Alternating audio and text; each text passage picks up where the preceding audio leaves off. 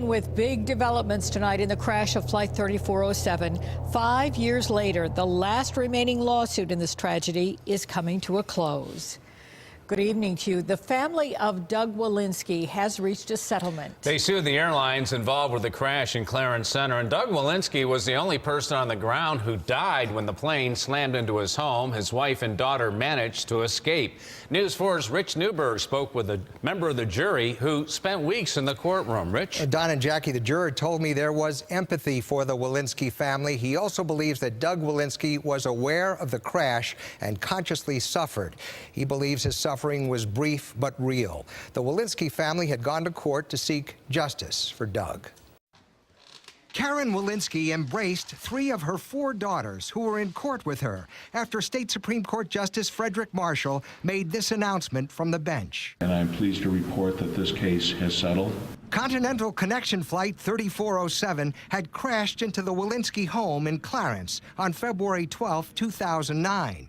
Doug Wielinski, remembered as a loving husband and father, was killed. Doug would be very proud of how we have resolved to bring justice to him, a man we loved and a man who provided so well for us. Karen Wielinski and her daughter Jill had escaped from their burning home.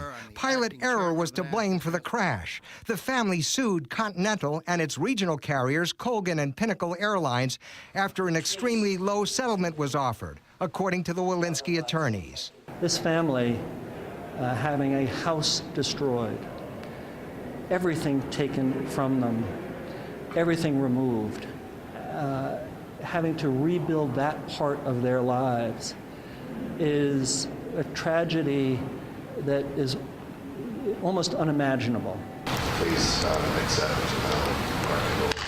Continental had tried but failed to remove itself from the case, saying it was up to the regional airlines to defend themselves. Holding Continental also responsible was a turning point, say the Wielinski attorneys, and will have national impact, they say. They were now going to be held responsible for the lack of training and the safety aspects that they tried to exclude from their responsibility. Holding the airlines accountable was why the Wielinskis say they went to trial. Now, the Wielinski family says it is pleased with the settlement. The amount, though, will not be disclosed. We do know Doug Wielinski had a sports card collection worth over $2 million that was lost. Now, Rich, I know right before we got on the air, I overheard you on the phone with a second juror. What did he have to say? Yeah, you know, Don, just minutes before the newscast, he told me that he feels he got to know Doug Wielinski as a human being, a man he says was compassionate and loving. And the other juror told me the same thing. They actually got to know the man through all this. And really, that's what the Wielinski family was hoping for, that people would know Doug and what he stood for as a human being. Thank you, Rich. Most important. All right. Thank you, Rich. Well, right